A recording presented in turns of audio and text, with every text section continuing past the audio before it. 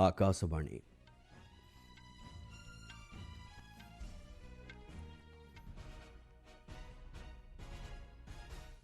संवाद पढ़ुछन्ते चंदन घोष।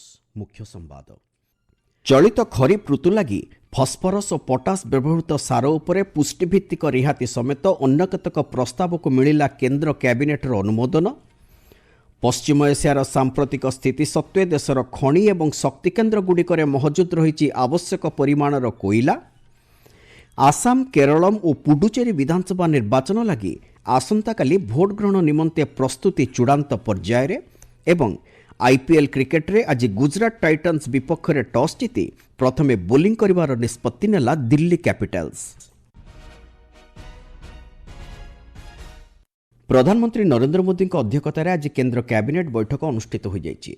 आज बैठक में नियाଯାଇଥିବା निष्पत्ति संपर्क में नुआदिल्ली ठारे गणमाध्यम को सूचना प्रसारण एवं रेल मंत्री अश्विनी वैष्णव कहिसंति खरीफ सीजन के लिए न्यूट्रिएंट बेस्ड सब्सिडी जिसमें 41,000 करोड़ रुपए का ये कंप्लीट सब्सिडी का प्रोग्राम है। सेकंड, राजस्थान में जो पचपदरा बालोतरा जिले में रिफाइनरी बन रही है उससे रिलेटेड कुछ फैसले हुए जो 79,000 करोड़ रुपए से रिलेटेड है सारा। तीसरा, जयपुर में मेट्रो का फेज 2 इसके लिए 13,000 करोड़ रुपए का आवंटन हुआ है। चौथे और पांचवे दोनों हमारे नॉर्थ ईस्ट में 2 हाइड्रो पावर प्लांट्स हैं। श्री वैष्णव कहते खरीफ ऋतु 2026 लगी फस्फरस और पोटास व्यवहृत सार उपरे पुष्टिभित्तिक रिहाती दर आज कैबिनेट अनुमोदित होइछि। खरीफ ऋतु 2026 लगी बजेट परिमाण प्राय 41,534 कोटी टंका आवश्यक रही। आज निष्पत्ति द्वारा चाषी मानकु रिहाती तथा सुलभ मूल्य रे सार उपलब्धता सुनिश्चित करा जाई परिबो। गत खरीफ ऋतु तुलन में चलित थर एही रिहाती परिमाण 4,317 कोटी टंका अधिक बोली श्री वैष्णव कहते। से कहते आंतर्जातिक स्तर में सार दर को दृष्टि रखी सरकार चलित मास 1 तारिख आसंता 30 तारिख पर्यंत एही पुष्टिभित्तिक रिहाती दर कार्यकारी करने को निष्पत्ति नहीं। खरीफ सीजन के लिए न्यूट्रिएंट बेस्ड सब्सिडी स्कीम में 41,534 करोड़ रुपीस का सब्सिडी का पैकेज माननीय प्रधानमंत्री श्री नरेंद्र मोदी जी ने कोविड हो चाहे वेस्ट एशिया में कॉन्फ्लिक्ट हो किसान भाइयों के लिए हमेशा एक तरीके से सेफ्टी शील्ड बन के खड़े हुए और किसी भी तरह के फर्टिलाइजर में अप्स एंड डाउन्स जो भी आए कभी उसका प्रभाव हमारे किसानों पे पड़ने नहीं दिया है।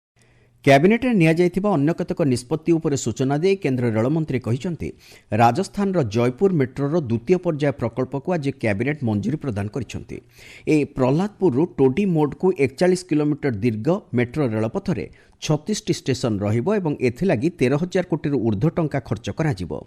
एही प्रकल्प राजस्थान मेट्रो रेल निगम लिमिटेड द्वारा संपन्न कराजिबो। 41 किलोमीटर का है जिसमें 34 तो एलिवेटेड है और 2 किलोमीटर अंडरग्राउंड है। टोटल 13,038 करोड़ रुपीस का आउटले है। 5.5 साल में प्रोजेक्ट को कंप्लीट करेंगे और डायरेक्ट जो फेज 1 है उसके साथ खासा कोटी में इसका इंटरचेंज होगा। श्री वैष्णव कहते अर्थनैतिक व्यापार कैबिनेट कमिटी आज एचपीसीएल राजस्थान रिफाइनरी लिमिटेड प्रकल्पर मूल्य को 43,129 कोटी टंकार 79,459 कोटी टंका को वृद्धि करने संपर्कित प्रस्ताव को अनुमोदन करिसेंते।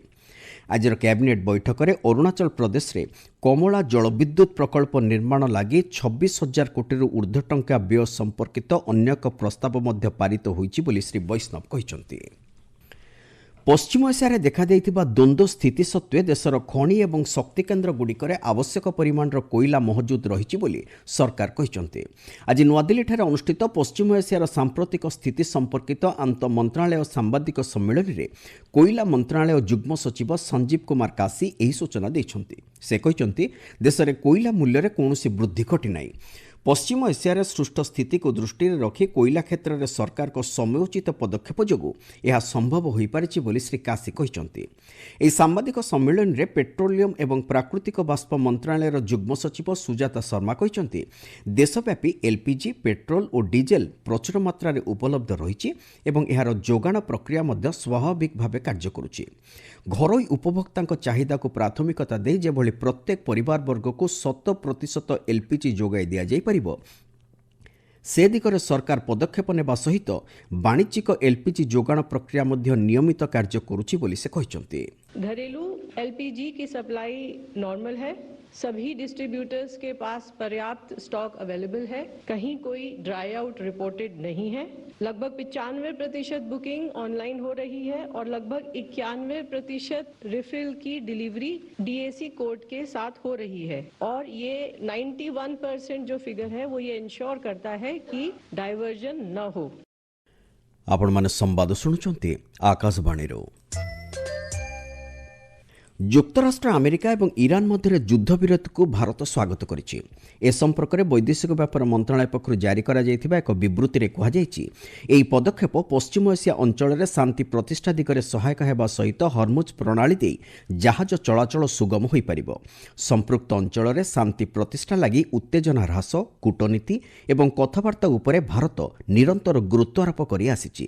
ପଶ୍ଚିମ ଏସିଆରେ ଜାରି ରହିଥିବା ସ୍ଥିତି ଦ୍ୱାରା ବିଶ୍ୱବାସୀ ପ୍ରଭାବିତ ହେବା ସହିତ ବିଶ୍ୱସ୍ତରରେ ଶକ୍ତି ଯୋଗାଣ ତଥା ବାଣିଜ୍ୟ କାରବାର ବାଧାପ୍ରାପ୍ତ ହୋଇଛି ବୋଲି ମନ୍ତ୍ରଣାଳୟ କହିଛି। ଆସାମ, କେରଳମ୍ ଏବଂ କେନ୍ଦ୍ରଶାସିତ ଅଞ୍ଚଳ ପୁଡୁଚେରୀରେ ଆସନ୍ତାକାଲି ବିଧାନସଭା ନିର୍ବାଚନ ପାଇଁ ମତଗ୍ରହଣ କରାଯିବ। ଏହିସବୁ ସ୍ଥାନରେ ଭୋଟଦାନ ସକାଳ 7ଟାରୁ ଆରମ୍ଭ ହୋଇ ସନ୍ଧ୍ୟା 6ଟା ପର୍ଯ୍ୟନ୍ତ ଚାଲିବ। ଆସାମ ବିଧାନସଭାର 126ଟି, କେରଳମ୍ର 140 ଏବଂ ପୁଡୁଚେରୀର 30ଟି ଆସନ ପାଇଁ ମତଦାନ ଅନୁଷ୍ଠିତ ହେବ। ଏଥିପାଇଁ ନିର୍ବାଚନ କମିଶନଙ୍କ ପକ୍ଷରୁ ସମସ୍ତ ପ୍ରକ୍ରିୟା ଚୂଡ଼ାନ୍ତ ପର୍ଯ୍ୟାୟରେ ପହଞ୍ଚିଛି। ଗତକାଲି ସନ୍ଧ୍ୟାରେ ସେହି ଅଞ୍ଚଳଗୁଡ଼ିକରେ ନିର୍ବାଚନ ପ୍ରଚାର ଶେଷ ହୋଇଛି। ପୁଡୁଚେରୀରେ ମୋଟ 9,50,639 ଜଣ ମତଦାତା 294 ଜଣ ପ୍ରାର୍ଥୀଙ୍କର ରାଜନୈତିକ ଭାଗ୍ୟ ନିର୍ଦ୍ଧାରଣ କରିବେ। ମୋଟ ମତଦାତାଙ୍କ ମଧ୍ୟରୁ 24,919 ଜଣ ପ୍ରଥମ ଥର ଲାଗି ନିଜର ଗଣତାନ୍ତ୍ରିକ ମତାଧିକାର ସାବ୍ୟସ୍ତ କରିବେ। ଏଥିଲାଗି 1,069 ମତଦାନ କେନ୍ଦ୍ର ସ୍ଥାପନ କରାଯାଇଛି। ସେଥିମଧ୍ୟରୁ କେବଳ ମହିଳାମାନଙ୍କ ଦ୍ୱାରା ପରିଚାଳିତ 30ଟି ପିଙ୍କ ମତଦାନ କେନ୍ଦ୍ର ସ୍ଥାପନ କରାଯାଇଥିବା ବେଳେ ଯୁବବର୍ଗଙ୍କ ଦ୍ୱାରା ପରିଚାଳିତ 15ଟି ଏବଂ ଦିବ୍ୟାଙ୍ଗମାନଙ୍କ ଦ୍ୱାରା ପରିଚାଳିତ 2ଟି ଅନୁରୂପ କେନ୍ଦ୍ର ସ୍ଥାପନ କରାଯାଇଛି। ଏହି କେନ୍ଦ୍ରଶାସିତ ଅଞ୍ଚଳରେ ମୋଟ 12,591 ପୋଷ୍ଟାଲ ଭୋଟ ଜାରି କରାଯାଇଛି। ଏହି ନିର୍ବାଚନ ଲାଗି ପୁଡୁଚେରୀରେ ମୋଟ 4,836 ଜଣ ସରକାରୀ କର୍ମଚାରୀ, 2,791 ପୁଲିସ କର୍ମଚାରୀ ଏବଂ 173 ଜଣ ମାଇକ୍ରୋ ପର୍ଯ୍ୟବେକ୍ଷକ ନିଯୁକ୍ତ ହୋଇଛନ୍ତି। ଏତଦ୍ବ୍ୟତୀତ ନିର୍ବାଚନ ଆୟୋଗଙ୍କର ଆନ୍ତର୍ଜାତିକ ନିର୍ବାଚନ ପରିଦର୍ଶକ କାର୍ଯ୍ୟକ୍ରମ ଅଧୀନରେ ପୁଡୁଚେରୀର ମତଦାନ ପ୍ରକ୍ରିୟା ସମ୍ପର୍କରେ ଅଭିଜ୍ଞତା ହାସଲ କରିବା ଲାଗି 6ଟି ଦେଶର 9 ଜଣ ପ୍ରତିନିଧି ଇତିମଧ୍ୟରେ ସେଠାରେ ପହଞ୍ଚିଛନ୍ତି। ଏହି ଦେଶଗୁଡ଼ିକ ହେଲା କିର୍ଗିଜସ୍ତାନ, କୋଟେ D ivory, Moldova, Mongolia, Guyana ଏବଂ ଭୁଟାନ। କେରଳମ୍ରେ ମୋଟ 883 ଜଣ ପ୍ରାର୍ଥୀ ନିର୍ବାଚନ ରଣାଙ୍ଗନରେ ଅବତୀର୍ଣ୍ଣ ହୋଇଛନ୍ତି। 2,71,00,000 ମତଦାତା 30,495ଟି ଭୋଟ କେନ୍ଦ୍ରରେ ଆସନ୍ତାକାଲି ନିଜର ଗଣତାନ୍ତ୍ରିକ ମତାଧିକାର ସାବ୍ୟସ୍ତ କରିବେ। ଏଥିଲାଗି ସୁରକ୍ଷା ବ୍ୟବସ୍ଥା କଡ଼ାକଡ଼ି କରାଯାଇଛି।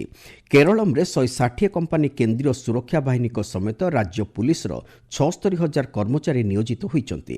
ମତଦାନ ଶେଷ ହେବା ପର୍ଯ୍ୟନ୍ତ ରାଜ୍ୟବ୍ୟାପୀ ମଦ ଦୋକାନଗୁଡ଼ିକୁ ବନ୍ଦ ରଖାଯାଇଛି। ତାମିଲନାଡୁରେ ଗୋଟିଏ ପର୍ଯ୍ୟାୟ ନିର୍ବାଚନ ଏବଂ ପଶ୍ଚିମବଙ୍ଗରେ ପ୍ରଥମ ପର୍ଯ୍ୟାୟ ମତଦାନ ପାଇଁ ଆସନ୍ତାକାଲି ହେଉଛି ପ୍ରାର୍ଥୀପତ୍ର ପ୍ରତ୍ୟାହାରର ଶେଷ ଦିବସ। ଏହି ପର୍ଯ୍ୟାୟ ପାଇଁ ଗତକାଲି ନାମାଙ୍କନ ପତ୍ରଗୁଡ଼ିକର ଯାଞ୍ଚ ପ୍ରକ୍ରିୟା ଶେଷ ହୋଇଛି। ଅନ୍ୟପକ୍ଷରେ ପଶ୍ଚିମବଙ୍ଗର ଦ୍ୱିତୀୟ ତଥା ଅନ୍ତିମ ପର୍ଯ୍ୟାୟ ନିର୍ବାଚନ ପାଇଁ ନାମାଙ୍କନ ପତ୍ର ଦାଖଲ ପ୍ରକ୍ରିୟା ଆସନ୍ତାକାଲି ଶେଷ ହେଉଛି। ଭବାନୀପୁର ବିଧାନସଭା ଆସନରୁ ତୃଣମୂଳ କଂଗ୍ରେସ ମୁଖ୍ୟ ମମତା ବାନାର୍ଜୀ ଆଜି ତାଙ୍କର ନାମାଙ୍କନ ପତ୍ର ଦାଖଲ କରିଛନ୍ତି।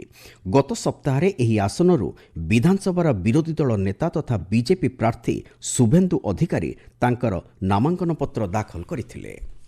ଆଇପିଏଲ୍ କ୍ରିକେଟରେ ଆଉ କିଛି ସମୟ ପରେ ଦିଲ୍ଲୀ କ୍ୟାପିଟାଲ୍ସ ଏବଂ ଗୁଜରାଟ ଟାଇଟନ୍ସ ମଧ୍ୟରେ ମୁକାବିଲା ହେବ। ଦିଲ୍ଲୀର ଅରୁଣ ଜେଟଲୀ ଷ୍ଟାଡିୟମଠାରେ ସନ୍ଧ୍ୟା 7:30ଟାରେ ଏହି ମ୍ୟାଚ୍ ଆରମ୍ଭ ହେବ। ଦିଲ୍ଲୀ କ୍ୟାପିଟାଲ୍ସ ଟସ୍ ଜିତି ପ୍ରଥମେ ବୋଲିଂ କରିବାର ନିଷ୍ପତ୍ତି ନେଇଛି। ମୁଖ୍ୟ ସମ୍ବାଦଗୁଡ଼ିକ ପୁଣିଥରେ।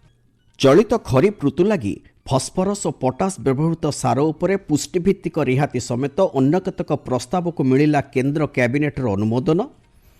ପଶ୍ଚିମ ଏସିଆର ସାମ୍ପ୍ରତିକ ସ୍ଥିତି ସତ୍ତ୍ୱେ ଦେଶର ଖଣି ଏବଂ ଶକ୍ତି କେନ୍ଦ୍ରଗୁଡ଼ିକରେ ମହଜୁଦ ରହିଛି ଆବଶ୍ୟକ ପରିମାଣର କୋଇଲା। ଆସାମ, କେରଳମ୍ ଓ ପୁଡୁଚେରୀ ବିଧାନସଭା ନିର୍ବାଚନ ଲାଗି ଆସନ୍ତାକାଲି ଭୋଟ ଗ୍ରହଣ ନିମନ୍ତେ ପ୍ରସ୍ତୁତି ଚୂଡ଼ାନ୍ତ ପର୍ଯ୍ୟାୟରେ ଏବଂ ଆଇପିଏଲ୍ କ୍ରିକେଟରେ ଆଜି ଗୁଜରାଟ ଟାଇଟନ୍ସ ବିପକ୍ଷରେ ଟସ୍ ଜିତି ପ୍ରଥମେ ବୋଲିଂ କରିବାର ନିଷ୍ପତ୍ତି ନେଲା ଦିଲ୍ଲୀ କ୍ୟାପିଟାଲ୍ସ। ସମ୍ବାଦ ଶେଷ ହେଲା।